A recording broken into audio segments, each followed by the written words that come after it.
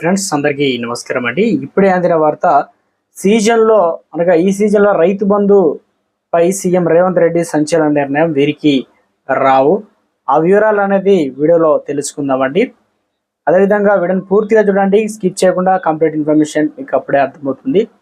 ఇంకా ఎవరైనా సరే ఛానల్ సబ్స్క్రైబ్ చేయకుండా వీడియోస్ ఉన్నట్లయితే సబ్స్క్రైబ్ చేసుకొని బెల్ బటన్ని యాక్టివేట్ చేసుకోండి. ప్రభుత్వం నుంచి లేటెస్ట్ అప్డేట్ ఎప్పటికప్పుడు మిస్ అవ్వకుండా నోటిఫికేషన్ రూపంలో వస్తుందండి. చాలా మంది చూస్తున్నారు కానీ లైక్ చేయడం మర్చిపోతున్నారండి.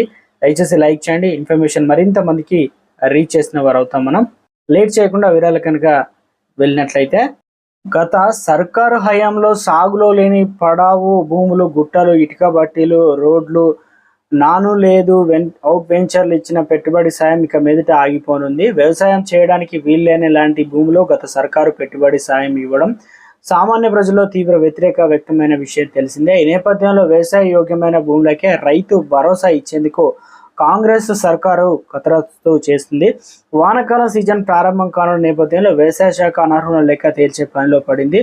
పాస్ పుస్తకాలు కలిగి ఉండి గుట్టలు, రహదారులు, కాల్వలు, ఫామ్ వెంచర్లు, నాన్ లేఅవుట్ ఫ్లాట్లు, పడావు భూములు, ఇటుక బట్టీలు, వ్యవసాయ భూముల్లో కొనసాగుతున్న పౌల్ట్రీ ఫామ్లు, ఇతర కమర్షియల్ అవసరాలకు వినియోగిస్తున్న వ్యవసాయ భూములను ఏఈఓలు ఐడెంటిఫై చేయనున్నారు. అనంతరం అనర్హులుగా గుర్తించి రైతు భరోసా డేటా నుంచి అయితే తొలగించనున్నారు. 5% భూములే పడావు. ఇక ధరణి పోర్టల్లో నమోదైన భూములు 5 నుంచి 10% భూములు వ్యవసాయానికి యోగ్యం కాని భూములే అని తెలుస్తుంది. అయితే వ్యవసాయ అధికారులు పక్కా సర్వే చేస్తే హైదరాబాద్ చుట్టుపక్కల ప్రాంతాలతో పాటు రాష్ట్రంలో ముఖ్య నగరాల్లో పట్టణాలు 2-3 దశాబ్దాల క్రితం ప్లాట్లుగా చేసిన భూములు, వెంచర్లు కలిపి సుమారు 3 లక్షల ఎకరాల్లో తేలిందట. అలాగే గుట్టలు, రహదారులు, పడావు భూములు, అక్రమంగా పట్టా చేసిన ప్రభుత్వ భూములు, ఫారెస్ట్ భూములు, ఇటుక బట్టీలు లెక్క కూడా బయట పడనుంది. ఇలాంటి భూములు కూడా మరో 2 లక్షల వరకు తేలే అవకాశం ఉందని.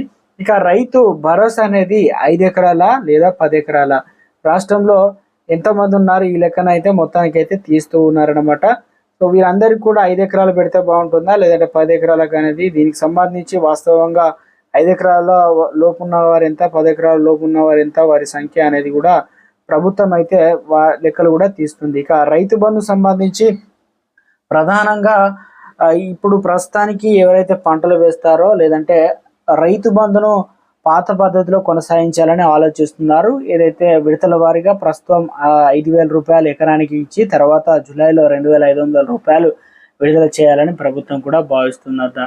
మొత్తానికి ఇది ఏ రకంగా అంటే ఆయా ఉపగ్రహాల శాటిలైట్ ద్వారా మన గూగుల్లో మన ల్యాండ్కి సంబంధించి కొట్టగానే గూగుల్లో కనిపిస్తుంది కదా, కొండల గుట్టలు ఇవన్నీ కూడా తీసేసి మిగతా వారికి ఆ రకం కూడా సర్వే చేసి అందించబోతున్నారు. నిబంధనలు కూడా మొత్తానికి ఇవన్నీ కూడా పడవన్నమాట.